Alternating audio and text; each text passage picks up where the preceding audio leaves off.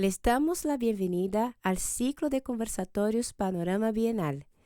Este evento marca el cierre del proyecto Fondar número 583323 en la línea Artes de la Visualidad, en el cual investigamos sobre la participación chilena en la primera Bienal Latinoamericana de São Paulo de 1978.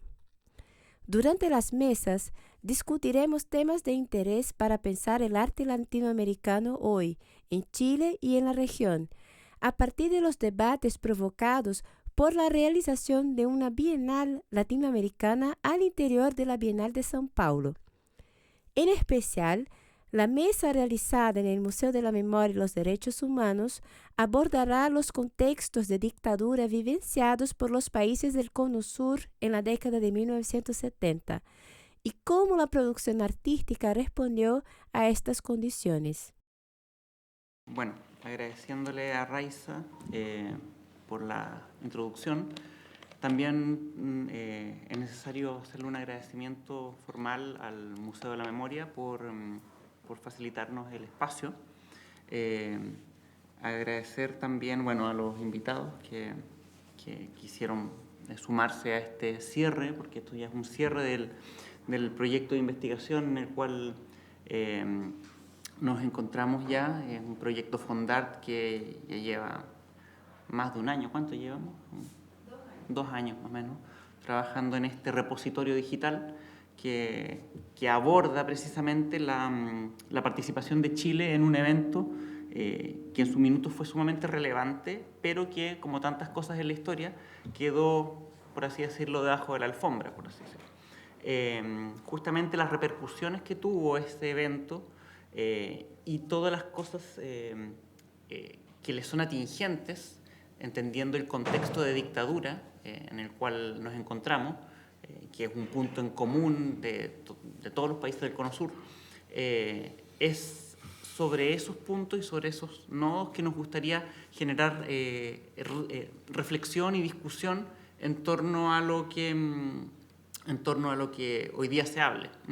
Y por eso, si bien no vamos a hablar directamente de la participación de Chile en ese evento artístico, vamos a hablar de cosas que le son atingentes, y es por eso que las ponencias de los profesores acá presentes van a precisamente generarnos, dar pie para posibles discusiones y reflexiones en torno a lo que convoca precisamente. Entonces, es por eso que ahora me gustaría darle la palabra al profesor Matías Alvarado Leighton, 29 años, chileno, doctorado en Historia por la Universidad de San Sebastián, magíster y licenciado en Historia por la Pontificia Universidad Católica de Chile. Cuenta con cursos y diplomados de especialización en el país y en el extranjero. Se ha desempeñado como docente en el ámbito universitario y secundario. Cuenta a su haber con más de una decena de publicaciones en revistas indexadas, prestando atención particular a la historia cultural, la historia de la Iglesia y la teoría de la historia. Su tesis de doctorado, titulada La institucionalidad cultural de la dictadura cívico-militar chilena 1973-1989, fue recibida gratamente en estos momentos, y en estos momentos se encuentra en edición para su publicación. Le damos entonces la palabra a Matías Alvarado, y que nos dará su presentación. Perfecto. Primero que todo, muchas gracias por la presentación. Gracias aquí a los profesores. Un gusto. Buenas tardes. ¿Se escucha bien? Sí.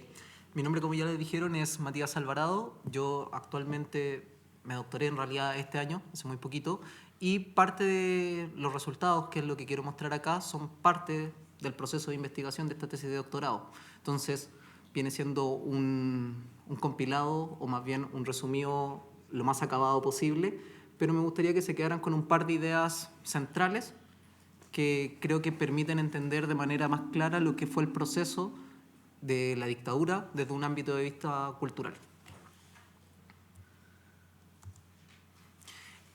En este sentido, esta ponencia como tal habla sobre las políticas culturales, y me gustaría que entendiéramos lo que es una política cultural. Como pueden ver en las imágenes, por un lado tenemos la quema de libros, la quema de cuadros y la quema de arte que se dio en las calles de Santiago en el mismo 73, días después del golpe de Estado, pero en la imagen de la derecha, no sé si a todos les suenan esas caras, pero es Pinochet, Lucía Iriart y un personaje extra, que es uno de estos agentes o funcionarios de la cultura durante el régimen militar, para que se entienda un poco. Y también, para que se entienda cuando me refiero a la institucionalidad cultural, que yo sé que puede ser un tema escabroso cuando uno habla de la dictadura, pero sí existe una institucionalidad cultural desde el punto de vista que entendamos esto. En mi caso particular, entiendo la institucionalidad cultural como aquella entremezcla de políticas, entidades y acciones que son tomadas por un gobierno, sin importar el tipo o el seño que tenga en este caso la dictadura. Respecto a las políticas culturales como tal, creo que son 3 las características que son centrales y las características que se ven durante todos los años y de las cuales podemos decir que se repiten una y otra vez en las distintas políticas culturales que emanan de sus funcionarios. Por un lado, las políticas fueron varias, eclécticas y en muchos casos hasta contradictorias, es decir, que chocaban entre ellas. Por otro lado, fueron variando a través del tiempo. No es lo mismo pensar en una dictadura el 73 que pensar en una dictadura del 86, el 82, el 83 o el 89 incluso, cuando ya va de retirada. Y como última característica, que también me parece muy importante, es pensar en aquellos rostros, aquellos nombres y aquellos funcionarios que dieron paso a ciertas políticas culturales. Cuando uno piensa en la dictadura y piensan en quiénes fueron responsables, si se les quiere tildar de esa manera, uno suele tener la imagen de Pinochet, la imagen de Jaime Guzmán, el Mamo Contreras, Lucía Iriart incluso para algunos. Nombres que se repiten, nombres grandes, nombres que todos tenemos una idea en el rostro más o menos de quiénes son. Pero la verdad es que hay muchas directrices, hay muchas acciones, hay muchas entidades que no respondieron a estas personas. Muchas veces eran funcionarios de segundo orden, eran asesores, eran cercanos, quienes gestaban y tenían proyectos propios, tenían intereses particulares y trataban de desarrollarlos en este margen o en este amparo que les da la dictadura, muchas veces. En este sentido, me gusta la idea de pensar la cultura como un arma de doble filo para las autoridades de la dictadura. Es decir, una cuestión que, por un lado, les contrariaba, porque la imagen de Salvador Allende, el tren de la cultura y toda esta popularidad que se alcanzó en algún momento estaba muy cercana, pero por otro lado, también la cultura podía ser algo provechoso, algo que ayudara en la legitimación, en el lavado de imagen y también en la gobernabilidad misma de la población, teniendo una población más contenta, más distraída y por ende donde se podían meter políticas públicas de manera mucho más fácil. Como caso y muestra de estas contradicciones, que era la primera característica que mencionaba, deje algunos ejemplos. El cierre de Quimantú, por un lado, que se realiza el mismo 73, el 12 de septiembre, de hecho, al día siguiente se cierra la editorial Quimantú, se quema un montón de papeles. La editorial Quimantú fue esta editorial que se levantó durante el gobierno de Salvador Allende para entregar literatura de manera gratuita o a muy bajo costo. Estamos pensando en el Chile donde la alfabetización todavía no llegaba al 90% como hoy en día. Estamos hablando de un Chile con problemas de alfabetización. Quimantú fue la alternativa del gobierno de Salvador Allende para salvar esto. Esa alternativa económicamente se demostró como una empresa fallida, pero la dictadura no le dio ninguna oportunidad. 12 de septiembre se interviene Quimantú, se cierra Quimantú, pero a las semanas posteriores se abre en el mismo edificio la Editorial Nacional Gabriela Mistral. Es decir, la dictadura trata de levantar su propia empresa, obviamente con su propio discurso ideológico, con su propia editorial, pero lo intenta. Pasa lo mismo con La Voz de la Patria. La Voz de la Patria era esta cadena donde estaban todas las radioemisoras favorables o proclives al gobierno de Salvador Allende. Se cierran inmediatamente, siendo Magallanes una de las últimas, con el discurso reconocido de Salvador Allende antes del bombardeo. Pero al mismo tiempo que se cierra La Voz de la Patria, se refuerza la cadena democrática y se abre Radio Nacional de Chile, que es la primera radioemisora de carácter público en la historia de Chile. La primera radioemisora pública se abre precisamente durante dictadura, para la dictadura y por la dictadura. Con Chile Films pasa exactamente lo mismo. Se cierra Chile Films, un proyecto que había crecido durante los gobiernos demócratas cristianos, se cierra, pero se trata de levantar años después. Se trata de levantar y se tratan de hacer proyectos cinematográficos con asesores muy cercanos a la dictadura. Cierre de prensa, sucede lo mismo. El 11 de septiembre se prohíbe la circulación de prensa, al 13 de septiembre se deja circular solo a La Nación, solo al Mercurio y La Tercera. Pero esto fomenta este duopolio de entre el Mercurio y Copesa, que es la empresa de La Tercera, y se refuerza también el diario La Nación. La Nación durante los años de dictadura, del 73 al 89, sufre varias crisis. De hecho, va cambiando incluso de nombre durante estos años, y La Nación es salvada una y otra vez por el gobierno de turno. Es decir, se le entrega ingresos, se gasta fondos fiscal para rescatar a La Nación, levantar nuevos proyectos editoriales y tener un diario que sea el diario de gobierno, a pesar de tener el apoyo ya manifiesto del Mercurio y de La Tercera.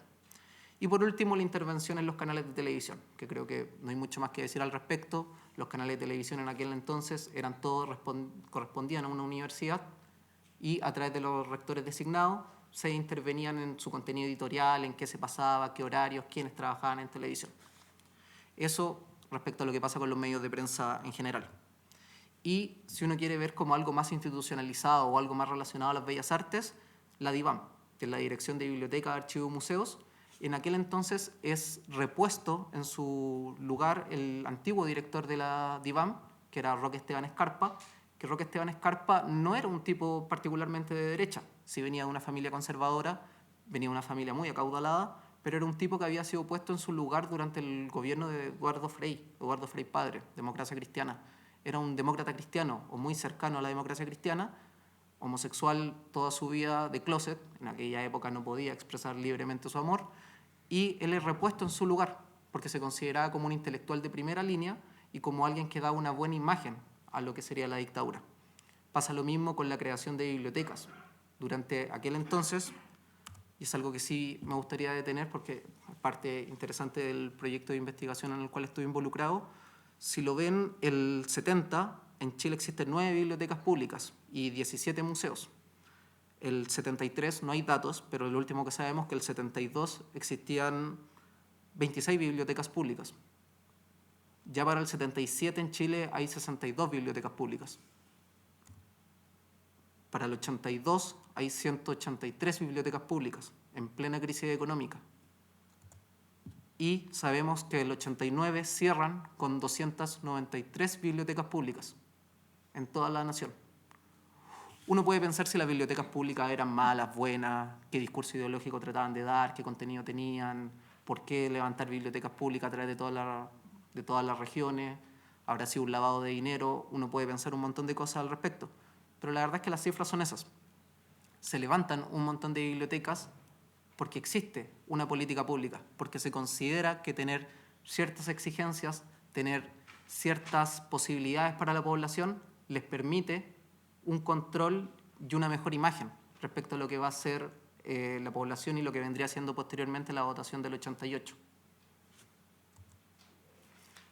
El segundo punto y la segunda característica que creo que también es muy importante es el tema de la temporalidad.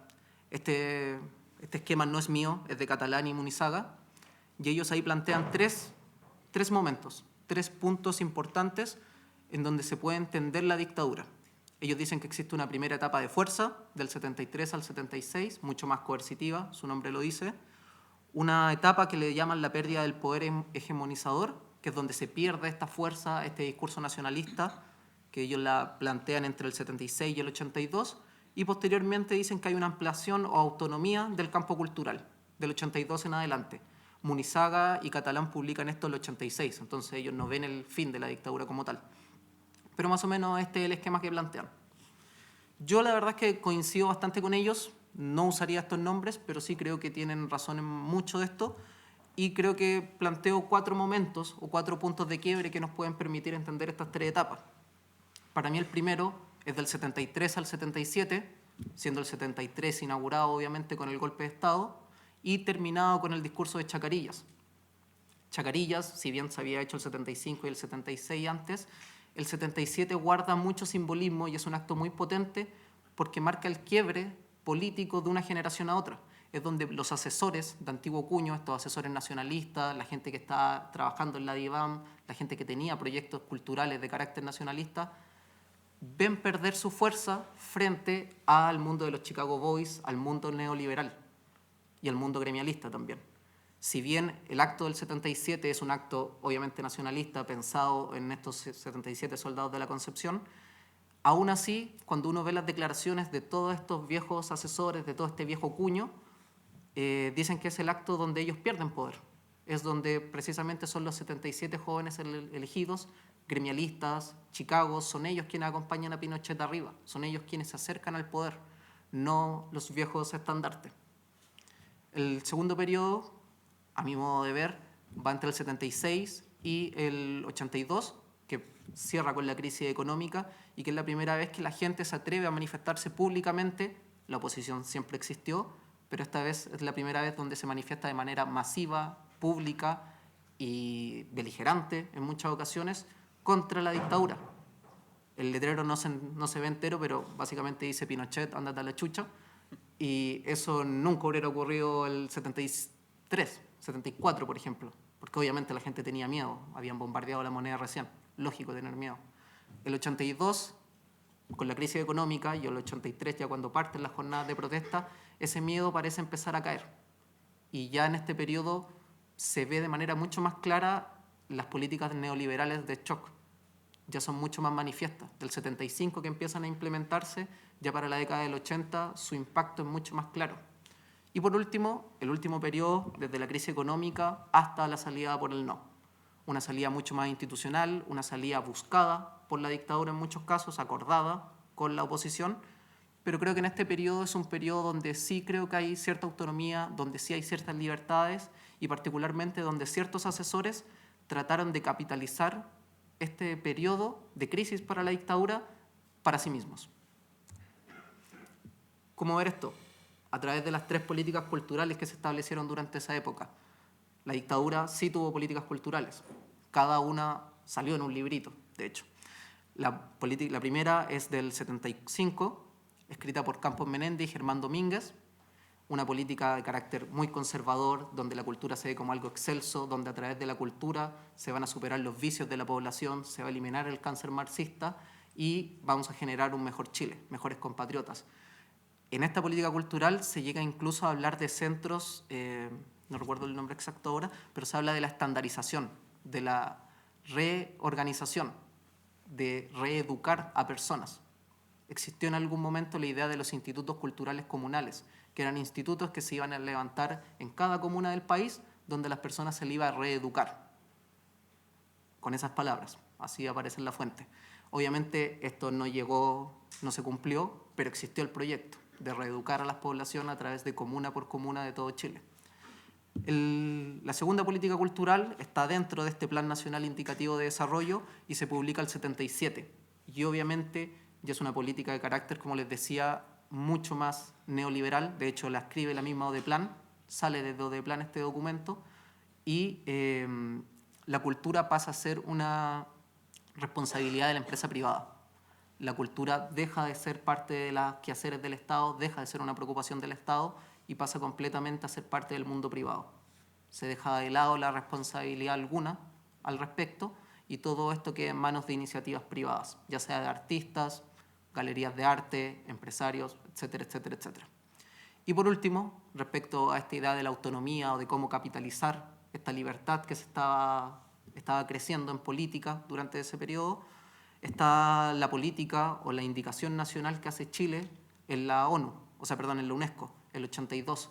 Chile se presenta en esta segunda conferencia de políticas culturales de la UNESCO, en la que se hace en México, se presenta con un comité de expertos y este comité de expertos menciona una política cultural. Ahí es Sergio Martínez Baeza, el encargado que va representando a Chile y quien incluso después de esta presentación es elegido como presidente del área cultural de la UNESCO a nivel global. Es alguien que logra capitalizar de muy buena manera esta libertad que estaba teniendo la cultura de abrirse, la dictadura, de abrirse a la cultura y abrirse a las posibilidades. Los responsables, nuevamente, cuando se habla de la dictadura suele ser un monstruo oscuro, sin cara, o con la cara de Pinochet muchas veces, pero los responsables son varios, la verdad. Por un lado, a mano ustedes a mano izquierda, esas son las murallas del Museo de Bellas Artes, que el 73, el 11 de septiembre del 73, se incrustó una tanqueta dentro del Museo de Bellas Artes porque se pensaba que ahí había un grupúsculo de izquierda y que tenía que ser eliminado. Los militares colocaron su tanqueta, dispararon al Bellas Artes indiscriminadamente y por suerte no hirieron a nadie. La única persona que había era el cuidador de turno, quien se asustó, se llenó de miedo y dañaron un par de obras que la Embajada de México había donado. Y por otro lado, la carpa de la feria, que el 77 se habían puesto una carpa de teatro en Providencia. Y esta carpa habían enviado a uno de los asesores de la Junta, a Germán Domínguez Gajardo, a censurarla. Germán Domínguez Gajardo era un censor de la dictadura y se le pidió, de parte del en aquel entonces ministro de Educación, ir a ver la obra y censurarla. Germán Domínguez, esta obra que había sido escrita entre los dueños de la carpa La Feria y Nicanor Parra, fue a ver la obra, dijo que no había nada malo al respecto, no la censuró, pero la obra el otro día la carpa amaneció quemada, habiendo 12 personas dentro de la carpa. Las 12 personas se salvaron, por suerte. Sobre los responsables, son muchos, la verdad, pero me gustaría señalar algunos rostros. Roque Esteban Escarpa, Enrique Campos Menéndez y Mario Arnelo. Las responsabilidades que se le pueden dar a uno o a otro son distintas. Roque Esteban Escarpa, hasta el día de hoy, es recordado con mucho cariño por los funcionarios más antiguos de la Biblioteca Nacional. De hecho, algunos funcionarios reconocen que Roque Esteban Escarpa les permitió salir de región, les permitió salir del país, salvó a muchas personas. Él era demócrata cristiano, homosexual, como les digo, toda su vida tuvo que esconder su sexualidad y, al parecer, ayudó a muchas personas para librarse de todas las penas de la dictadura, siendo un funcionario de esta. Enrique Campos Menéndez, por el contrario, muere y da su última declaración pública defendiendo a la dictadura y diciendo que él, a diferencia de otros funcionarios de la dictadura, no fue un cobarde y no se pasó a las filas de la Concertación en la transición a la democracia. Ahí lo ven de la mano con Pinochet mientras se le entrega el Premio Nacional de Literatura en el 86 y posteriormente se le da el cargo de embajador en España. Y Mario Arnelo, por último, creo que es un poco injusto hablar de él, siendo que todavía está vivo, pero Mario Arnelo no dio el ancho simplemente. Mario Arnelo tenía otras preocupaciones. A Mario Arnelo se le había encargado ser el futurólogo, era así como se le conocía en la prensa pública. Él era el encargado de ver las políticas públicas de Chile en distintas áreas de economía, geoestrategia, política, y su cargo dentro de la DIVAM era de segundo orden. Mario Arnelo dilapidó un montón de dinero en proyectos, los cuales no llegaron a nada. Como último documento, y para que se vean que sí existieron políticas culturales propiamente tal, está este documento secreto de la Secretaría General de Gobierno, donde se discute el cargo de asesor cultural, porque sí, Chile durante la dictadura tuvo un asesor cultural, fue Enrique Campos Menéndez, fue el único y se le dieron poderes extraordinarios por sobre todos los ministerios de la nación. Enrique Campos Menéndez tenía la capacidad de nombrar y llamar a cualquier ministro para dar explicaciones y entregar documentación, en teoría por lo menos, en el papel. Finalmente, para cerrar esto y para que se entienda más o menos el planteamiento, mi idea es que el régimen, la dictadura, como gobierno autoritario, tuvo una relación con el poder que siempre estuvo mediada por la cultura. Y esta cultura tenía que responder a una institucionalidad cultural, tenía que estar mediada por algo, entendiendo esta institucionalidad, como lo decía en un principio, por entidades, acciones y políticas, y también por personas de carne y hueso. Muchas gracias.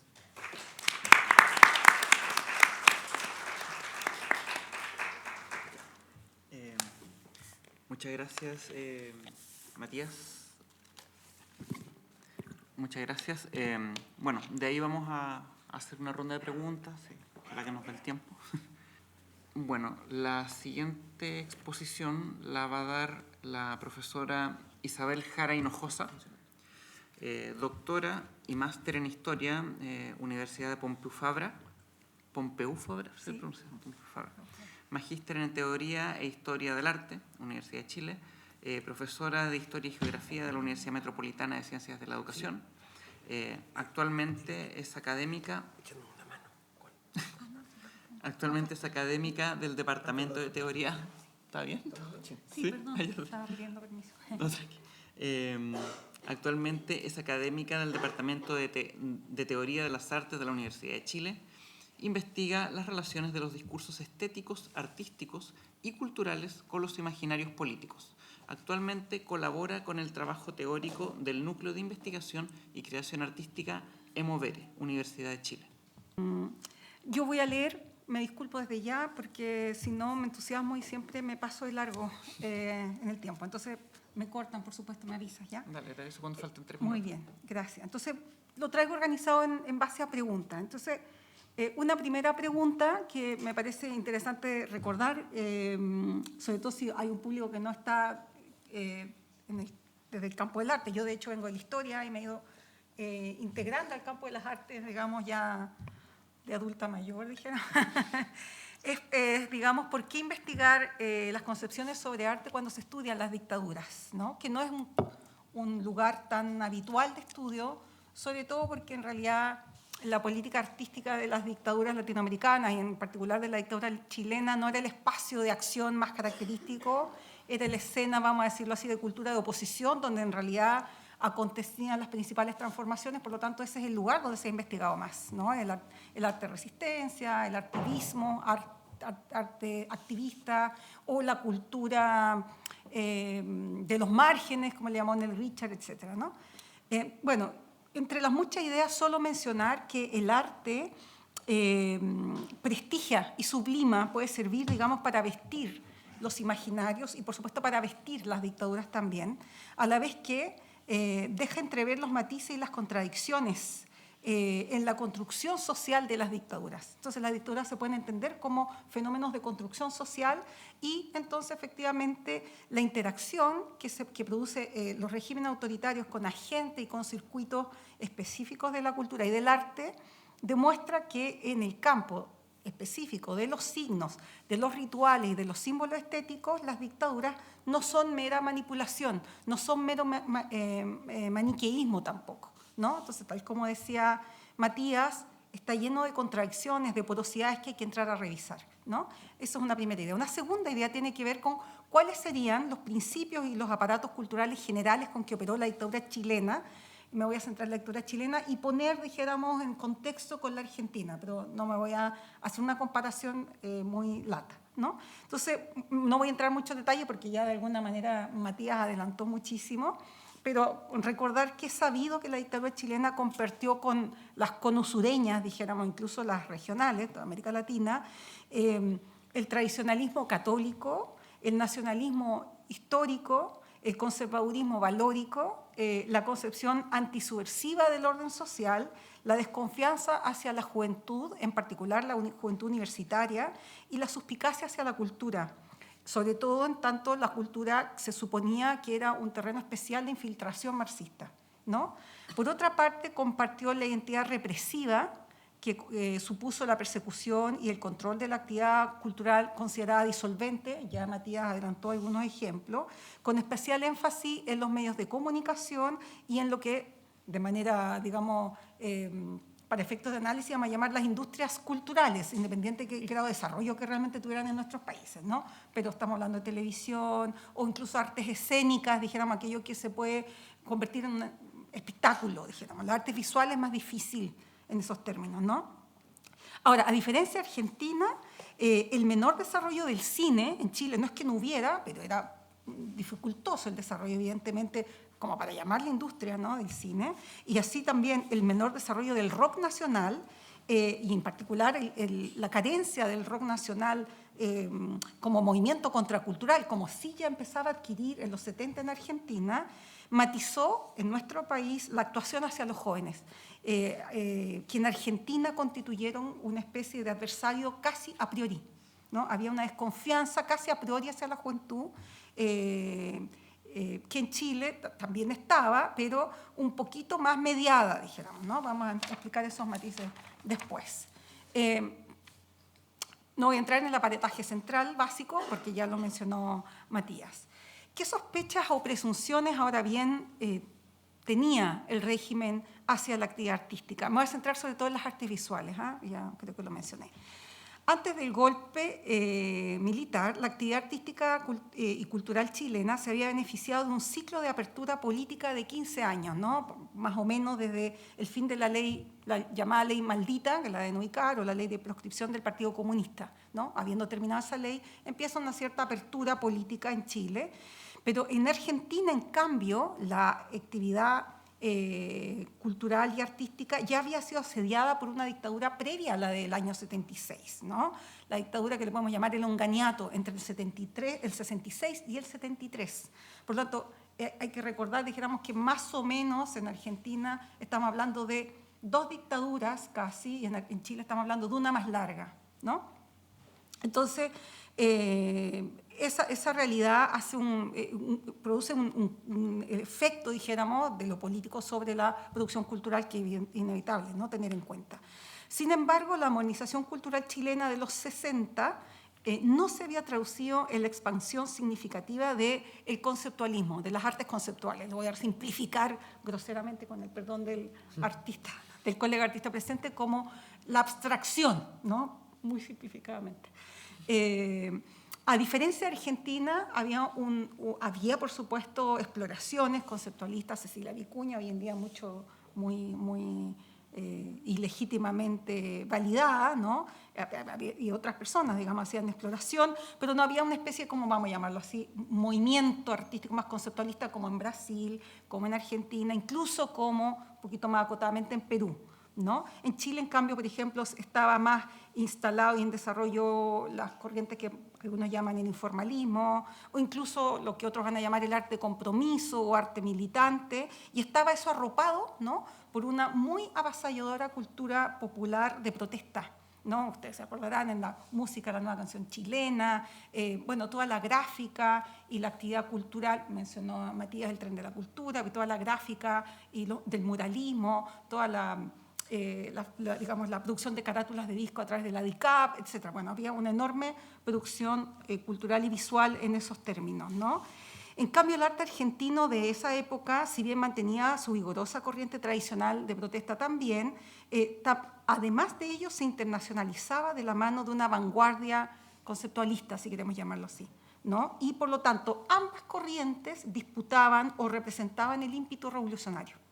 Y por lo tanto, las dictaduras enfrentaron campos con matices en esos términos, ¿no? Esto hizo que la dictadura argentina, entonces, no solo considera su política cultural como oposición al peronismo derrocado y a la cultura popular, de índole nacional popular, que podía fomentar a lo mejor ciertas corrientes del peronismo, sino que ya sospechaba de las vanguardias artísticas. La dictadura argentina ya había heredado de la dictadura del onganiato, de la del 66 al 73, la sospecha ante las neovanguardias, vamos a decirlo así. Ya tenía esa preocupación, ¿no? Porque estas vanguardias o estas neovanguardias habían intensificado simultáneamente su experimentación formal a la vez que su compromiso político. De hecho, pese a ser tildados de despolitizados o elitistas o proimperialistas por su abstraccionismo del lado, se fijan, de las corrientes más tradicionales, digamos, más figurativas, o etcétera, o más políticas, muchos artistas conceptualistas argentinos abrazaron las militancias políticas de izquierda, siendo esta exposición, la exposición colectiva Tucumán Arde, del año 68 en Rosario y Buenos Aires, ¿no?, un ejemplo emblemático, no el único, pero es un ejemplo muy emblemático de ese encuentro de arte y política y militancia revolucionaria, ¿no? Como es natural, el Instituto Torcuato Di Tella, que había promovido desde antes la experimentación artística en Argentina, también había levantado el recelo del autoritarismo, al punto que, sin que hubiera de parte del onganiato, de parte de la dictadura anterior a la de Videla, una intervención en el campo artístico, digamos, programática, sin embargo, esa dictadura ya había clausurado ese instituto, el Instituto Di Tella del año 70, ¿no? Junto con censurar obras conceptualistas. Piensen en este caso, por ejemplo, una obra que se llamó El Baño, de Roberto Plate, que se expuso el año 68 en el Instituto Itela, en Buenos Aires, donde se invitaba a los asistentes a dejar su opinión sobre lo que fuera. Muchos, por supuesto, dejaron su opinión sobre la dictadura de Onganía, ¿no? Y por lo tanto eso significó la intervención policial y los artistas participantes en algunos casos destruyeron las muestras y las tiraron por la ventana, ¿no? Es decir, había un radicalismo, vamos a decirlo así, estético y político muy fuerte. Para mediados de la nueva década, sin embargo, varios artistas, en los 70 ya, varios artistas, incluso en Argentina, habían pasado a la guerrilla, mientras los altos funcionarios culturales del gobierno ya de la democracia peronista entre el año 73 y 76, o sea, entre medio de las dos dictaduras en Argentina, aunque esos jerarcas eran más bien conservadores, los jerarcas peronistas, no impidieron que los subalternos peronistas, dijéramos los que estaban a cargo de las políticas culturales a nivel municipal, a nivel de las direcciones artísticas o a nivel de las direcciones provinciales, por ejemplo, como en Buenos Aires, desarrollaran políticas culturales comunitarias a través de centros de cultura popular y a través de, como les mencionaba yo, la Dirección de Enseñanza Artística de Buenos Aires. Esto, digamos, en la época de la inspiración de la pedagogía popular de Paulo Freire, en la época del nacionalismo popular, etc. Ese era el contexto y, por lo tanto, hubo toda una línea también en ese sentido de promoción artístico-política muy fuerte, ¿no? Que hacía, obviamente, la sospecha a posteriori de la última dictadura argentina. Entonces, esta entidad que mencionó ejemplo, la Dirección de Enseñanza Artística, para el caso de Buenos Aires, desplegó en el sistema escolar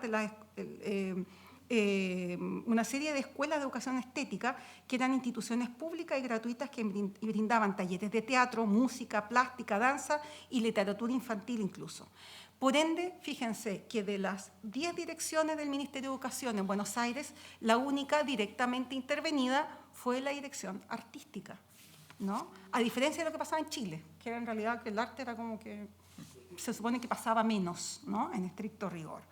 Y eso porque hubo una continuidad respecto a la desconfianza que provenía desde la dictadura previa del Onganiato a la dictadura de Videla, digamos, y toda esa junta, ¿no? En relación como arte y subversión, quiero decir, ¿no? Arte y marxismo subversivo, eso quiero decir. En Chile, en cambio, como ya les había adelantado, la impronta de la cultura visual del periodo de Allende había sido poderosa, sobre todo en el ámbito de la estética urbana y popular, ¿no? Y de la producción discográfica. Aquí tenemos, por ejemplo, el canto al programa, la carátula del disco del año 70, Canto al Programa, de uno de los hermanos Larrea. Había sido también muy vigorosa en la estética gráfica y editorial. Tenemos, por ejemplo, la portada del primer número de la colección Nosotros los Chilenos, de Quinmantú, que fue, como mencionaba Matías, la antecesora de la editorial Gabriela Mestral, de Dictadura, un mural muy característico de las Brigadas Ramón Parra, el año 71, y también un cartel que era una época de gran producción afichística o cartelística, donde también digamos, sobresalieron los hermanos Larrea y otros gráficos muy connotados en la época, ¿no? Por lo tanto, la batalla estética de la dictadura chilena, para aquello que estaba preparada la dictadura chilena, era sobre todo para reaccionar frente a este tipo de signo visual, ¿ah? Y por lo tanto no le prestaba tanta atención a las vanguardias, dijéramos, más pequeñas que habían en Chile en términos conceptualistas, ¿no? Por otra parte, hay que decir que en el campo artístico la Junta Militar, si bien compartía, como les decía yo, con la trasandina, la cruzada por la cultura occidental cristiana contra la cultura marxista en general, ¿no? Se concentró efectivamente más en censurar la estética tradicional de izquierda que a vigilar esta neovanguardia artística que ya les mencionaba, que en Chile una teórica muy importante le denominó escena de avanzada, ¿no? Entonces de ahora podemos llamarla escena avanzada. Ha sido muy cuestionado el término, en fin, ya ha sido analizado, pero como es conocido lo vamos a seguir usando, por supuesto, y tiene esa validez también, ¿no? Entonces, por una parte, tanto el desarrollo tardío de esta corriente, quiero decir tardío en comparación con Brasil, Buenos Aires, dijéramos incluso Perú, como por el tacto político, vamos a decirlo así, por el ciframiento, ¿no? El encriptamiento del discurso político que sí había efectivamente detrás de parte de esta producción, es que la dictadura no estaba no tenía los códigos para poder reaccionar, pero luego fue aprendiendo, dijéramos, ¿no? La desatención hacia ella, entonces la desatención oficial a ese tipo de arte también derivaba, entonces, como les decía, de los desconocimientos de los códigos, que era en realidad lo que le ocurría a toda la población chilena en general. Yo diría que incluso todavía, en parte, ¿no? Por lo demás, las diferentes sensibilidades del régimen dictatorial, desde las más conservadoras del aparato político-cultural a las más liberales de la crítica de arte o del periodismo, estoy pensando en alguien como Valdemar Sommer, que se atrevía, bueno, desde el régimen oficial y arropado, dijéramos, por el lugar que podía ocupar desde el Mercurio, a alabar a alguien como Lepe, ¿no? Absolutamente experimental para la época. Habían otros, en cambio, que lo veían como la juventud en crisis, básicamente, ¿no? Entonces, había una actitud ambivalente hacia el arte en general, desde la dictadura, y muy ambivalente en particular hacia el arte contemporáneo también, ¿no?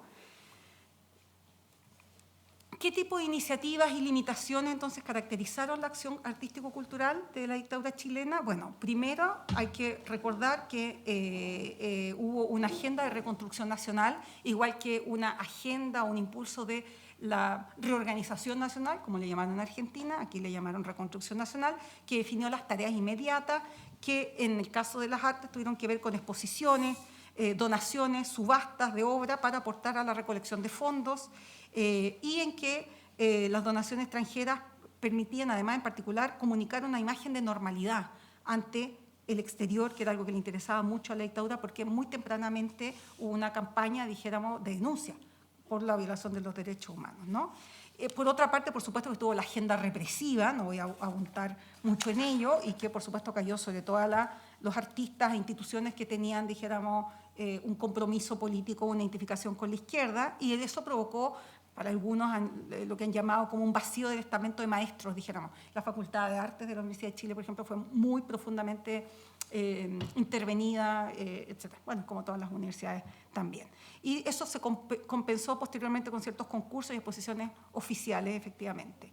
Por otra parte, se restringió la actividad artística o museística en particular hacia el Museo Nacional de Bellas Artes, el Museo de la Tradición, vamos a decirlo así, y de la Nación, ¿no? Que cooperó también con el Museo Nacional, Histórico Nacional, perdón, en la restauración de la chilenidad, mostrando géneros y motivos clásicos como el paisaje, la pintura colonial, la historia o la producción de los grandes maestros de la pintura chilena, ¿no? Pero hay que reconocer que sin monopolizar toda la agenda programática de exhibiciones, es decir, el Museo Nacional de Bellas Artes también organizó y permitió otro tipo de exhibiciones, sobre todo cuando no había un convenio con SEMA Chile o cuando no había una alianza con el Museo Histórico Nacional, etcétera. O sea, cuando no había un tipo de mensaje o de alianza más de este tipo, sí se abría a otro tipo de exhibiciones, ¿no? Gracias. En el caso de Argentina, sin embargo, ocurrió algo así, pero ellos agregaron un tipo de museo que aquí, hasta donde sabemos, no tuvimos, que fueron los museos de antisubversivos, ¿no? Que lo dejo mencionado, ustedes googleen eso, pero es realmente una ventana impresionante. En algún minuto podemos conversar después. Voy más rápidamente. Entonces, algunas obras chilenas efectivamente igual lograron sobrepasar la censura gracias al lenguaje críptico. Por ejemplo, esta obra, dijéramos que se llamó Proposiciones 3.5 del grupo Luz Donoso, Elías Adame, Hernán Parás y Winthrop, se fija en el año 80, lograron exponer, y es el rostro de una detenida desaparecida, dijéramos, pero por supuesto codificada en un formato críptico, por decirlo así, de cara al régimen, ¿no? Y es, como les decía, porque no habían directrices explícitas y por lo tanto se permitía que coexistieran diferentes apreciaciones entre jurados y autoridades culturales. Una misma obra podía ser censurada en un año y 2 años después lograba ser exhibida, ¿no? A veces se premiaban artistas de oposición, a veces se los censuraban. Es decir, eso ocurrió permanentemente.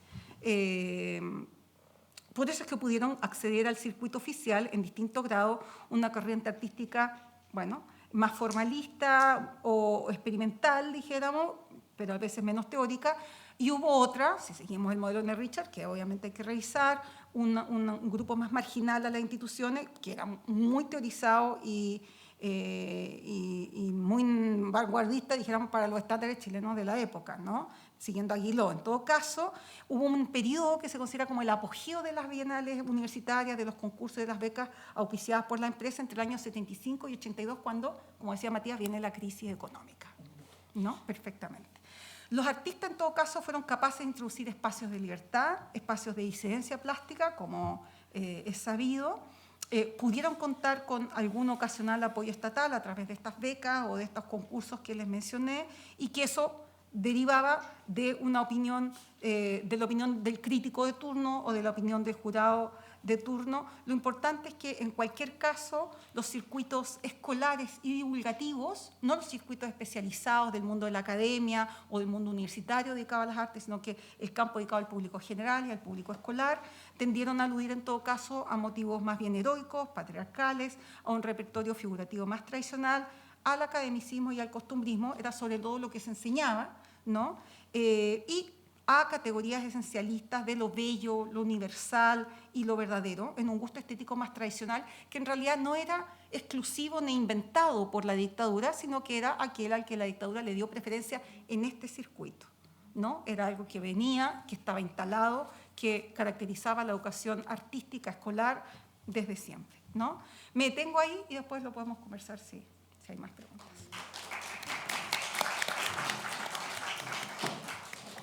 Muchas gracias, Isabel, por tu presentación. Es muy ilustrativa. Entonces, sobre todo lo de Tucumán Arde fue bien interesante. Bueno, y finalmente nuestro tercer ponente es Mario Soro Vázquez, artista, profesor. Ingresó a la Escuela de Arte de la Pontificia Universidad Católica de Chile, donde fue alumno del grabador Eduardo Vilches. En 1982 obtuvo el grado de licenciado en arte con mención en grabado. En forma paralela a su trabajo creativo, ha desempeñado diversos cargos de docencia universitaria y de gestión cultural. Desde 1982 ha sido profesor en las áreas de la teoría del arte, en talleres de arte, diseño y arquitectura, comunicación social y proyectos integrados a la danza y multimedia. Ha impartido clases en la Escuela de Arte de la Pontificia Universidad Católica de Chile, Escuela de Arte de la Universidad de Chile, Escuela de Arte de la Universidad Andrés Bello, Escuela de Arte de la Finisterra, Escuela de Arte de la UNIAC, Escuela de Diseño y Arte de la Universidad Mayor, la Universidad Metropolitana de Ciencias de la Educación, la Universidad Arcis de Santiago y la Universidad Arcis de Santiago y Valparaíso en Chile. Muchas gracias, Mario, por tu participación en esta mesa. Bienvenidos. Y yo le doy gracias a Aldo por invitarme. Ya estoy feliz, primera vez que puedo exponer este espacio tan cargado de referencias simbólicas, ya, que es el Museo de la Memoria. A mis compañeros de mesa, ya, que extraordinario las presentaciones que nos abren el enfoque de la historia, ¿ya? Esta cosa tan densa, ¿cierto?, llena de capas y llena de prejuicios, ¿ya?, donde justamente el trabajo exploratorio, ¿ya?, permite fijar el vínculo, ¿ya? Bueno, lo que les voy a mostrar es un trabajo cuando yo era estudiante de la Escuela de Arte, ¿ya?, en la Pontificia Universidad Católica de los Santos Ángeles Custodios del Sagrado Corazón de Jesús y de María. Yo no entré a la Chile porque fui a dar el examen a la Chile y un gallo de la CNI me tomó el examen, ¿ya? El guatón se agachó y le vi la pistola automática, ¿ya? Eso debe haber sido el 78. 79.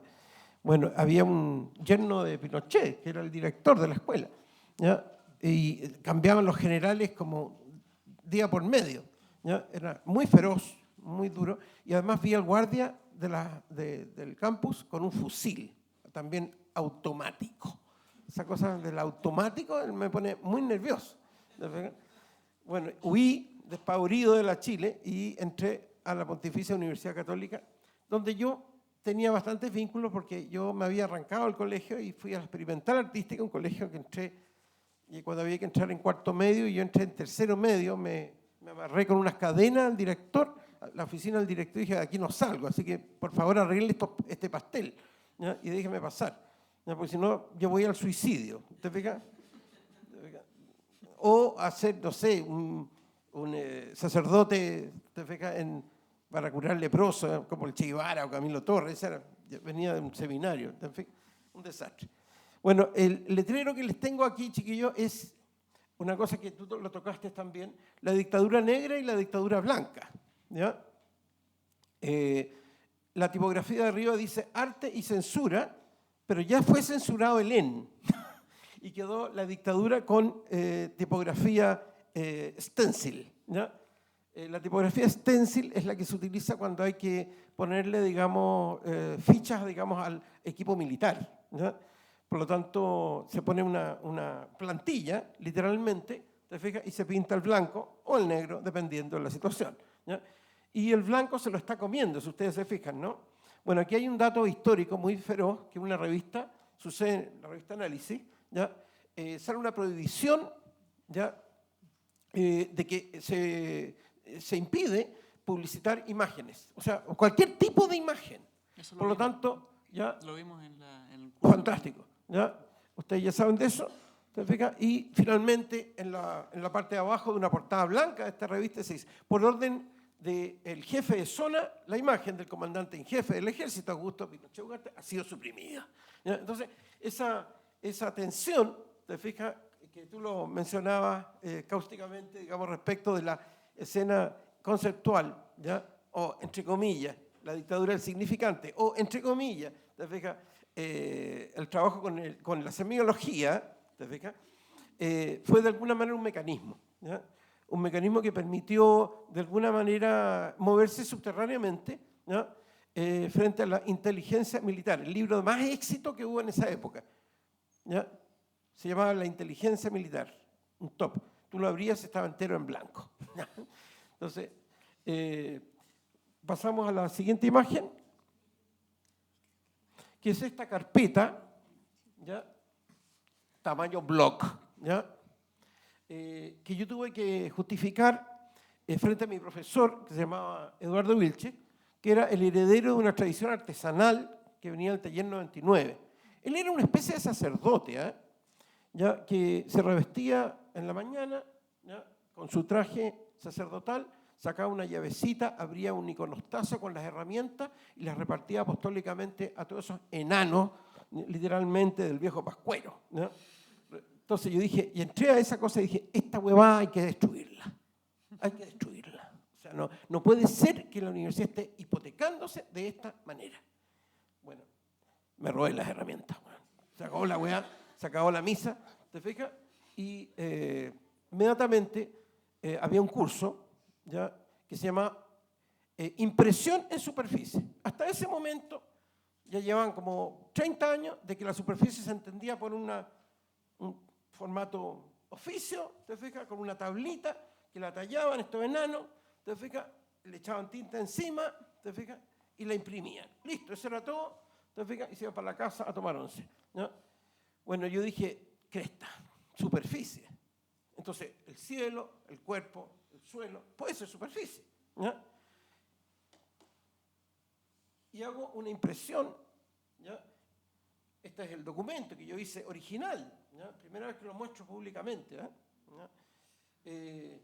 Y yo tomé un cartón, le corté una cruz cristiana, ¿ya? Porque estábamos en la católica, ¿te fijas? ¿Ya? Eso es bien importante, porque ya había habido un artista, que se llamaba Lottie Rosenfeld, del grupo Okada, que había hecho 100 cruces en el pavimento, ¿ya? Y había tomado el menos, te fijas, lo cruzó con una venda, lo hizo más. Todo muy semántico, todo muy neutral, en la calle de los militares, ¿ya? En Providencia, ¿ya? Yo estaba en otro país, en el Vaticano, suelo santo, Pontificia Universidad. Entonces yo dije, voy a hacer más de lo mismo, redundancia sería, ¿ya? Según, te fijas, Humberto Eco, ¿ya? Cosa que fue muy cuestionada en algún momento, porque va el CADA a la escuela, me visita y me hacen mierda. Me cuestionan por sobrecarga simbólica, exceso connotativo, la cacha de la espada, la pata de la guagua. Le dije, pare. Este es otro país. Este es suelo santo, así que sacudan sus sandalias, porque aquí tenemos ángeles custodios. Todo un discurso. Y después, primero, ya la semiología cristiana, digamos, y después la semiología cartesiana. ¿Ya? Entonces quedaron destruidos, nunca más se metieron, ¿ya? Y pensaron que estos niñitos de la católica no iba a pasar nada. Se fueron, ¿ya? Asustados. Bueno, aquí estoy yo con mi chaleco de cruces, ¿ya? Imprimiendo, ¿te fijas? Sobre la escuela de arte. Fueron 600 cruces, que era la cifra que en ese momento manejaba la Vicaría de la Solidaridad sobre el número de desaparecidos, ¿ya? Era la cifra está entre 600, 900, estaban dando vuelta en esa cifra. Y los trabajos pasaban uno encima del otro, porque este no fue un trabajo mío solo. Este fue un equipo concertado con Arturo Duclos, ¿ya? Silvio Paredes, Rayo Terrición, ¿ya? Carlos Gallardo, que es nuestro cómplice, el ayudante de Eduardo, ¿ya? Y el mismo Eduardo que en algún momento se da cuenta, ¿ya? De que tiene que morir. Sí, para nacer. Eduardo Vilche, sí, el profesor. Muere, no, deja su pasado, hipoteca, ¿ya? Entra en zona de riesgo y se dedica a documentar lo que está pasando. ¿No? Un viejo maravilloso, ¿no? Extraordinario, que nos apoyó, pero a mí me obligó a hacer esta maldita carpeta de xilográfica. Entonces, ya en la portada hice una matriz de madera y la imprimí sucesivamente hasta dar el número de 600. ¿No? Así como lo había hecho en la escala real, era esta escala documental. ¿No? Cosa que uno besa las manos del que te azota. ¿No? Y bueno, revisión, ¿cierto? Ya ustedes van siguiendo sobre la escuela, ¿cierto? Impresión, ¿ya? Sobre la escuela, con tipografía, ¿cierto? Estamos hablando stencil. Revisión, de hecho aquí está el profesor, la foto es muy chica, el profesor con todo mi curso, arrinconado, te fijas en una pared, frente al trabajo, o sea, o arriba del trabajo, ¿ya? Es una cosa muy rara, ¿te fijas? Con el plano de la escuela, ¿te fijas? Y con el momento increciendo, digamos, de este cultivo de cruces que se está desarrollando. Todo esto hecho en la noche con una cantidad de sacos de cal, ¿ya? En una operación comando, ¿te fijas? Rápidamente. Impresión de 600 cruces, ¿cierto? Ahí estamos de nuevo. Tucu, tucu, tucu, tucu, tucu, tucu. De nuevo la cruz. Pam, pam, pam, pam, pam. El proceso, ¿cierto? Como se tizan las canchas, ¿ya? Sobre la tierra. Devoción sobre impresión de 600 cruces en la escuela. Bueno, yo ya en esa época cachaba que había una relación que a mí me interesaba con la religiosidad oficial y la religiosidad popular, ¿ya? Que era también un área negra, ¿ya? Desconocida por todos, pero que a mí me empezó a interesar, y justamente había una visita de una vedette argentina que se llamaba Susana Jiménez, muy top, ¿ya? Cuando llegaba una vedette argentina a Chile, que daba la escoba, ¿te fijas? Bueno, yo fui al diario y me robé una plancha, digamos, de la edición, ¿ya? Y la puse en un adobe, ¿ya? De esta misma escuela colonial, porque era un edificio colonial.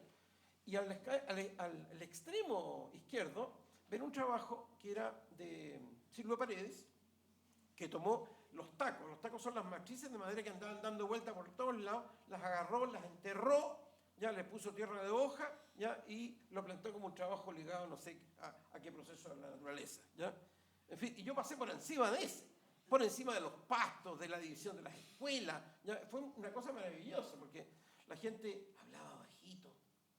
Habían pasado 2 días y no había ni una sola cruz pisada, ¿ya? Y si alguien hablaba fuerte lo acallaban, ya se produjo una transformación espectacular, ¿ya? Bueno, y finalmente, frente a la visita inminente del gran canciller de la universidad, ¿ya? Monseñor Medina, un hombre extraordinariamente pinochetista y conservador, ¿te fijas? Y su amenaza de visita, mandan a Pedrito y compañía, ¿te fijas? A borrar, ¿ya? Todas las cruces. Que a toda esta altura, como era otoño, ¿ya? El yeso se fraguó, digamos, con el suelo, así que hubo que hacer una operación raspaje, ¿ya? Estaban muy emputecidos los guardias conmigo, te fijas, tuve que reunirme después, explicarle qué significaba para la clase trabajadora, ¿ya? Etcétera, todo esto, ¿ya? Y ayudarle a raspar la mierda también de toda esta historia, te fijas. De ahí supresión de 600 cruces y represión. Y bueno, eso es muy políticamente correcto, digamos, ese título para la época, etcétera, ¿ya? Bueno, aquí pasamos a otro trabajo, se llama De la salud pública o la política eléctrica chilena, ¿ya? Esto tiene que ver con una situación, yo le explicaba acá al compañero, ¿ya? Y camarada, compañero, camarada, ¿ya? Que en la Universidad Pontificia, Universidad Católica, teníamos el taller de grabado, tenía la especialidad de grabado, había pintura, escultura y grabado, nada más. Y no se podía uno pasar y tomar asignaturas de otro curso, no, era un profundo grabador y heredero del taller 99 y la coche la espada. Bueno, y yo me doy cuenta de que aquí en la formación no había nada, ¿ya? Que diferenciara a la formación de los cuadros militares en la Escuela de las Américas, ¿no? Que era la preparación militar antisubversiva. Por lo tanto, la escuela se dividía en dos partes, la formación en grado. Técnicas directas, punzantes, cortantes y contusas. Y las técnicas indirectas, el uso del ácido, el fuego, los alcalis y la electricidad electrolítica. ¿Ya? Amén, hermanos. ¿Te fijas? Entonces, por esto me echaron de la USACH, ¿cachan o no? Pues simplemente hablar de esta hueá, ¿no sé? La salud pública o la política eléctrica chilena, ¿por qué? Bueno, esto fue un encuentro casual. Hay una frase de un poeta que se llama Lotte Común que dice: ¿qué es la belleza sino acaso un encuentro casual entre una máquina de coser y un paraguas sobre una mesa de operaciones? ¿Cuál es el macho, cuál es la hembra? ¿Qué le hizo la máquina de coser al paraguas? ¿Qué le hizo el paraguas a la máquina de coser? ¿Qué hicieron juntos en esa mesa de operaciones? Etcétera. ¿Ya? Muy erótico, ¿eh? Bueno, lo mismo pasó con mi papá.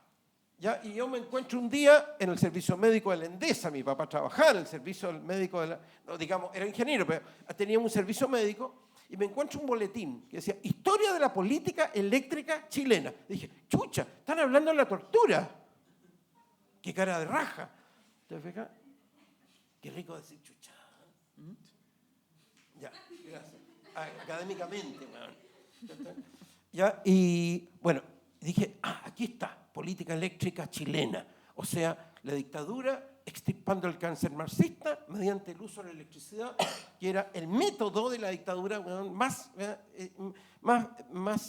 prolijo, digamos, más requerido. ¿Ya? Ninguna dictadura en el mundo usó tanta corriente, tantos watts, ¿ya? Como usó la dictadura. Y mi mamá trabajaba en el Servicio Nacional de Salud.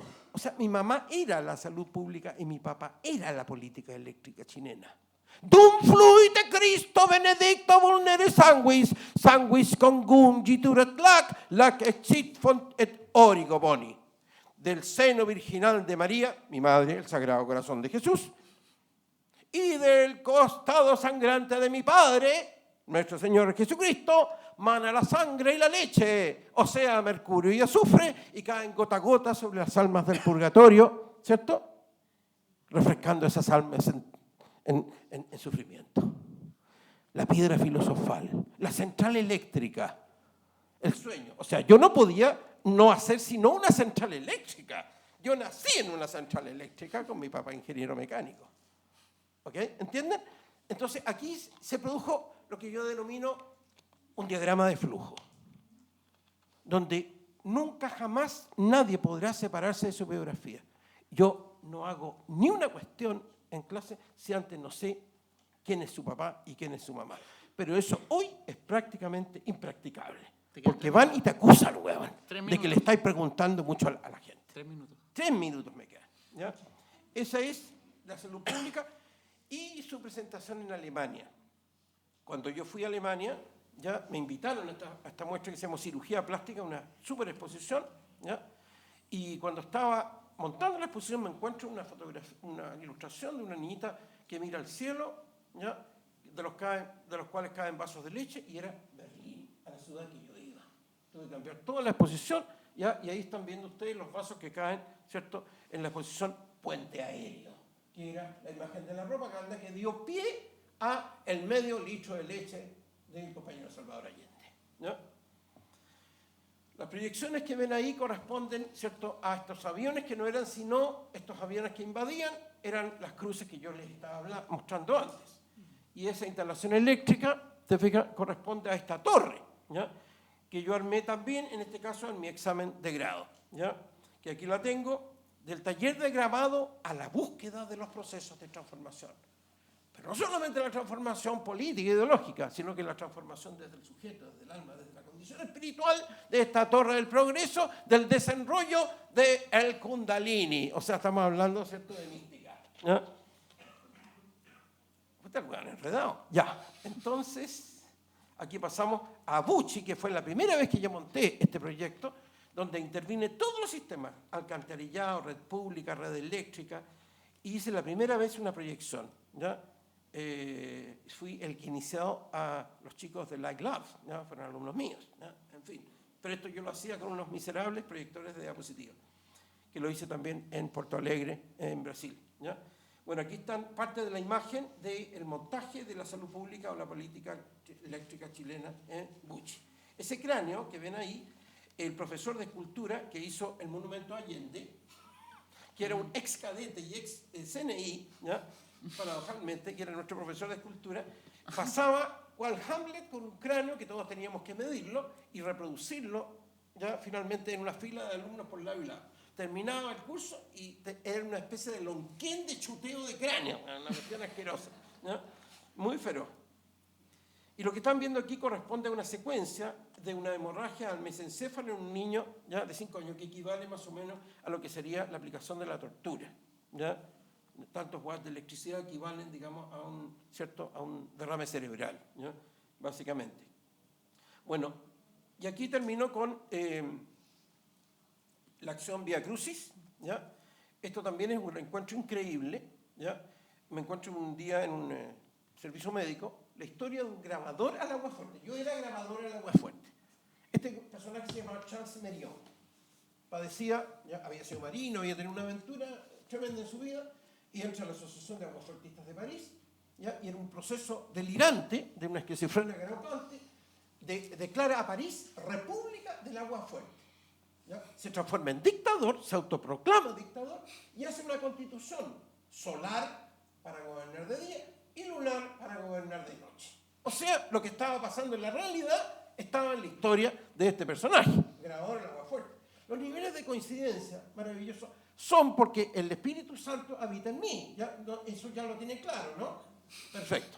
Entonces, reconstruyo una cruz con la que todos los ciudadanos de París debían dormir en la noche, sujeto por el cabello, o sea, todo París crucificado. Mi trabajo estaba de nuevo replanteado en la historia de esta utopía, ¿te fijas? De este grabador, ¿ya? Y en este caso lo que estamos haciendo es un Vía Crucis. Ahí va Eduardo Vilches, pobre Eduardo Vilches, que se sacó la chucha, ahí subiendo el cerro, llevando los proyectores, ¿te fijas? Y yo cargando la cruz. Mi compañero, muy hippie todo esto, ¿te fijas? ¿Ya? La idea era sufrir, si yo había formado con el cura Pizarro, ¿te fijas? En el seminario menor, o sea, todo es poco, ¿ya? Pasando por La Vega con todas las indecencias dichas por los fiereros, ¿te fijas? Etcétera, ¿ya? Y esta parada o estación del Vía Crucis en la Recoleta franciscana. Recientemente se habían descubierto, ¿cierto?, los restos en Lonquén. Habían dejado botada a las familias y los dejaron en una fosa común, ¿ya? O sea, unas desgracias espantosas, ¿ya? Y yo rezo, ¿ya?, junto con mis prosélitos, ¿ya?, esta constitución lunar, pero de día, ¿ya?, invirtiendo el correlato. Y finalmente la carpeta, te fijas, por la parte de atrás, ¿ya?, con esta cierta obligatoriedad de mantener un registro. Creo que eso es un dato maravilloso que nos exigió nuestro maestro. Muchas gracias.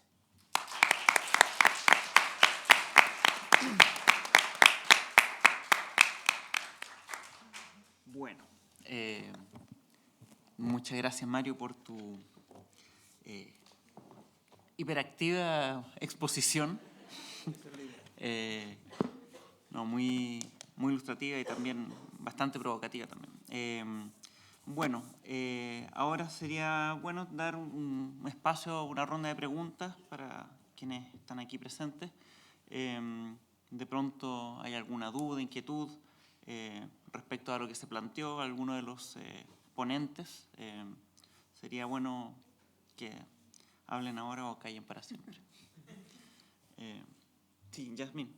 Bueno, primero agradecerles que hoy fue una mesa buenísima, hay un montón de temas que hablar, pero a mí me gustaría hacer una pregunta, Matías. Si en tu investigación, Matías, tú encontraste documentos que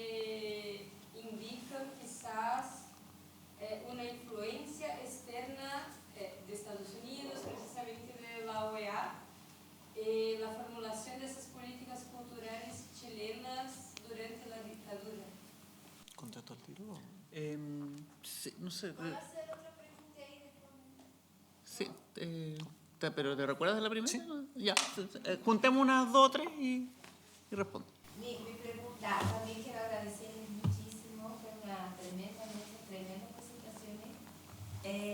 Mi pregunta era más dirigida a saber, porque tú dijiste algo saber muy interesante en tu presentación sobre el Museo Nacional de Bellas Artes, como que el Museo Nacional concentraba las acciones culturales, etcétera, y a nosotros nos interesó particularmente porque en nuestra investigación la Nena Osa fue una figura central en la elección, ¿no? En el libro chileno que participó.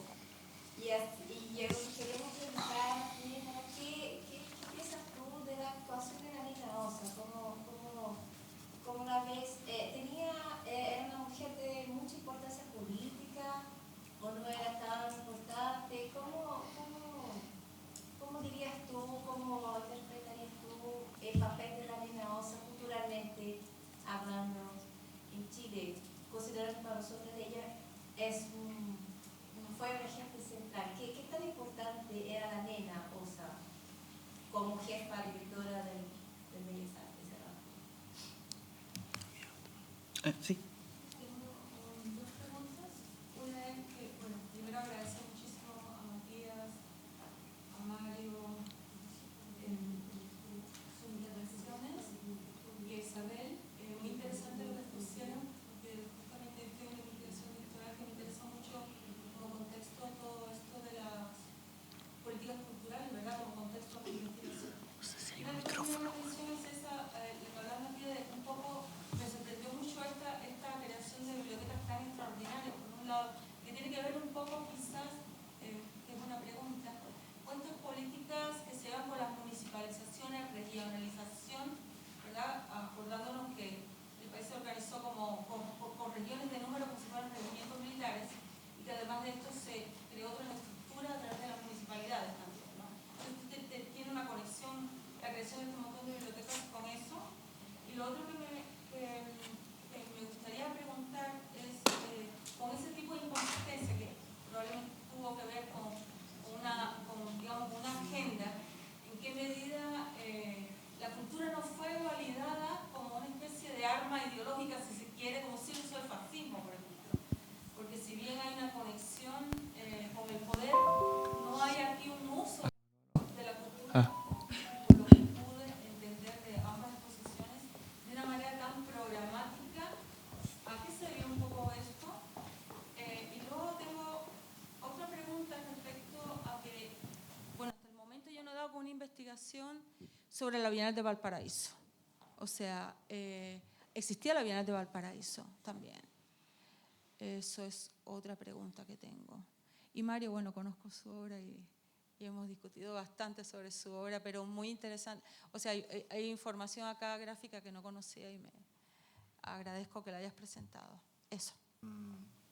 Primero que todo, muchas gracias por la pregunta. Yasmín, ¿cierto? Sí. Sobre la relación de la dictadura chilena y su relación con Estados Unidos, yo sé que en todo el tema de censura, política económica, es más bien manifiesta el tema de los Chicago Boys, son cuestiones más bien espacios comunes, obvios, pero en el área cultural particularmente, por lo menos en mi investigación, no estoy negando que no pueda suceder, que el día de mañana se descubra algún archivo que está por ahí escondido, puede llegar a pasar, pero al menos haciendo mi revisión y mi investigación, que abarqué todo el archivo del ARNAT entre el 73 al 89, revisando todos los fondos del Ministerio de Educación y todos los fondos de Secretaría General de Gobierno de aquel entonces, por lo menos en todo eso, yo no vi una relación, un vínculo en lo que se refiere a la esfera cultural, claro. Lo que sí vi fue con otras dictaduras del Cono Sur. De hecho, puedes revisar, aquí me tengo que hacer autobombo, pero en la revista Izquierdas, yo publiqué hace creo que hace un año, 2 años, no sé, la pandemia, pero publiqué un artículo donde se habla precisamente del libro Chile ayer y hoy, que es un libro fotográfico en donde contrasta como el Chile del ayer, tratando de mostrarlo como un Chile comunista, un Chile que está cayendo todo a pedazos, con el Chile del hoy, el Chile de la dictadura, donde todo funciona bien y todo es blanco. Y ese libro particularmente, que es algo que relato ahí, se empezó a aparecer en otras latitudes de Latinoamérica donde también estábamos en dictadura. Fue un libro que se publicó en Buenos Aires, como Argentina, ayer y hoy, se publicó en Uruguay, en la dictadura uruguaya, como Uruguay, ayer y hoy, y se publicó también en Brasil, como Brasil, ayer y hoy. Entonces fue algo que, por lo menos si uno piensa como en la idea de Operación Cóndor o de que había una cierta sintonía o por lo menos que estaban atentos lo que hacía el uno con el otro, sí. O sea, el libro da cuenta de que sí, porque empieza a suceder todo de manera simultánea. Estos libros se llevan un año, meses incluso entre uno y otro y se entregan a través de embajadas, no se entregan como en Argentina y en Brasil, por lo que recuerdo, sí se entregó a través de la prensa, como en el kiosco, pero en Chile y en Uruguay se entregó a través de embajadas principalmente. Y son libros que no tienen autoría clara, no hay una editorial que se haga responsable, como que simplemente aparecen. Claro, simplemente aparecen en las embajadas y se entregan a embajadores, se llevan con diplomáticos y van circulando de esa manera. Pero eso respecto a lo que me preguntabas con la relación con Estados Unidos. No niego que pueda existir, pero siento que fue algo más como del impacto cultural, sobre todo en la década del 80, y esta idea del American Way, pero eso ya es algo que en realidad cayó el muro y le afectó a todo el mundo. Como no podríamos decir que es tan claro. Respecto a la segunda pregunta, ¿cuál era tu nombre, perdón? ¿Dermis? Perfecto. Sobre la creación de bibliotecas y el tema de la municipalización, sí. O sea, claramente existe el plan de municipalización. Fue algo que cuando esta reforma administrativa no se logró concretar, se pasó y se dio, el único pie que quedó a favor de esta reforma administrativa fue el de la municipalización y fue el único que sí se consolidó. Pero creo que el tema de la creación de bibliotecas y el impulso que se dio en el área cultural, al menos, pensando en esa faceta, es previo. De hecho, creo que el fuerte, o donde uno puede ver, cuando me refería a estos viejos estandartes, a estos viejos asesores que tenían las ideas y que se mantienen incluso hasta el fin de los tiempos, estoy hablando de Sergio Martínez Baeza en la UNESCO, Germán Domínguez en un montón de entidades culturales, incluso Maquena, el de los Guasos Quincheros, que también estuvo ahí involucrado en la Secretaría de Relaciones Culturales, Enrique Campos Menéndez, asesor cultural, embajador posteriormente, todos ellos se asocian más al nacionalismo, se asocian a los primeros asesores, se asocian a la década del 70, 73, 77. A ellos les duele, de hecho, cuando llegan los Chicago Boys, cuando llegan el gremialismo, ellos se sienten como que son desplazados, pasan a ser de segundo orden.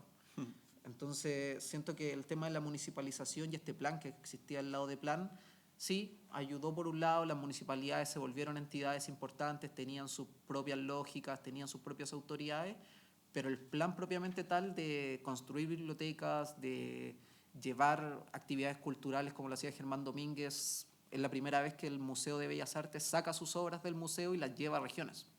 Todo eso se hizo con estos viejos de viejo cuño, no sé cómo referirme a ellos, a los viejos estandartes. La vieja escuela. La vieja escuela son ellos como nacionalistas, corporativistas, gente vinculada al Partido Nacional en algunos casos, son ellos quienes tienen estos proyectos mucho más claros, porque el nacionalismo también tenía una suerte de proyecto, una suerte de idea, que nunca se logró consolidar. El nacionalismo acá en Chile era más bien romántico, estaba Osvaldo Lira por un lado y Germán Domínguez por otro, entonces no se logró concretar, pero son ellos los que están detrás de eso. Solo mencionar lo siguiente, no tengo muy perfilada a Nena Osa, y lo que sé lo he leído más bien por las tesis. Menciono una tesis, espero no equivocarme el nombre, de Nicole González, una tesista del Departamento de Teoría e Historia de las Artes, por eso me acuerdo, ¿no? Diría que es de ella. Nicole González, me parece. Después busco el mail y mando el contacto. Hay algunas tesis sobre el museo, pero ella hizo una tesis sobre las directoras mujeres del Museo de Bellas Artes. Sí. Y entonces, ¿sí, no? Sí, vale. la publicó. Y la publicó ya, yo tenía accedido a la tesis, dijéramos. Pero tengo dos citas de ella, de la Nena Osa, a partir de la tesis de Nicole, que pueden reflejar un poco la mentalidad, porque no conozco tan a profundidad como Nicole, una mujer nacionalista, una mujer como también de una clase social que le permite moverse, dijéramos, y codearse sin ser una experta en el arte propiamente tal. Dijéramos, tengo la impresión que era más bien periodista o provenía de ese ámbito. Matías, tú te puedes acordar mejor, Sí. que tienes la tesis más Nena Osa, de hecho, viene del área del periodismo. de las comunicaciones. Y ella en Estados Unidos sí funcionaba como un agente cultural. Nena Osa, Claro. Fernando Paulsen, de hecho, el periodista que hasta el día de hoy está en prensa, Fernando Paulsen en esa época lo sacan Cauce, APSI, no recuerdo qué revista de oposición, una investigación sobre te mentiría, no me acuerdo el nombre, pero es una agencia con un nombre estadounidense, que es donde trabajaba Chile como su imagen en el extranjero, y Nena Osa estaba metida ahí, y de hecho llegó a oídos del Congreso estadounidense, y fue un caso diplomático porque lo cerraron, porque se dieron cuenta que era un lavado de dinero donde Nena Osa lavaba la imagen de Chile y traía dólares al país. Una mujer más del mundo de la propaganda, si queremos decirlo, o sea, el periodismo y la propaganda. Pero Mira, no recuerdo el año exacto, ¿para qué te voy a mentir? Pero fue mientras estaba como directora del museo. Sí. termino solo con una pequeñísima cita que respecto en la que, digamos, que le permite también, aparte de ser una mujer del régimen, coincidir digamos, con una lectura general respecto de qué hacer con el museo. Coincide en que hay que restaurar el patrimonio del Museo de Bellas Artes, y en eso está de acuerdo con Lili Garafulich, la primera mujer, la primera directora del museo, pero era una artista absolutamente consagrada, una mujer del medio del arte, cosa que no era Nena Osa, que venía más bien del mundo nacionalista y estos contactos nacionalistas, digamos, de derecha, quiero decir, que le permiten llegar. Pero estaban de acuerdo en esta concepción de que el museo tenía que recuperar esta solemnidad y esta identidad patrimonial que había perdido durante la Unidad Popular, esta cosa de que entraran gente como la Ramona Parra o otro tipo de expresiones artísticas, de cultura popular, otro tipo de arte fuera de las bellas artes, no era algo que él estuviera de acuerdo. Entonces ella dice, por ejemplo, en un momento, dice, el 76, ¿no? Dice, el patrimonio del museo es bastante pobre. Hay muchos particulares que tienen una colección de pintura chilena mejor. Algunos artistas están absolutamente ausentes. Hay periodos enteros que faltan. Por ejemplo, veamos los precursores que van desde Wood a Montboisin, ¿no? Entonces, ella representa también esa conciencia respecto de recuperar al museo este perfil de solemnidad y de decoro, dijéramos, bueno, y en ese sentido también como de dotarlo, ¿no? De recuperar un cierto vigor al museo, dijéramos. Lo va a defender en esos términos. Sin embargo, al mismo tiempo, está diciendo, y eso se lo declara a la revista Cal, que la entrevista en agosto del 79 sobre el concepto de museo, ¿no? Entonces ella dice, el museo es una institución del Estado y mientras menos polémica haya alrededor, mejor. Por lo tanto, lo que no quiere del museo es convertirlo en un espacio político para este tipo de cosas que hacía nuestro amigo. Claro. O sea, no quiere un museo decente, vamos a decirlo así, adecentado. Oye, hay una paradoja tremenda al respecto, que fue por estos contactos que tenía la Nena Osa con Estados Unidos y que logran que venga Rauschenberg a Chile. Exactamente. ¿Ya? Y no hallaba qué hacer con Claro. este monstruo, digamos, Claro, ¿ya? claro. Que partida, te fijas, desconsagró a los personajes, incluso su propio retrato en el medallón del museo, ¿sí? Y ella posando en la foto, digamos, era increíble eso. Claro, claro. Bueno, en parte de las contradicciones que hemos hablado. Vale, muchas gracias. En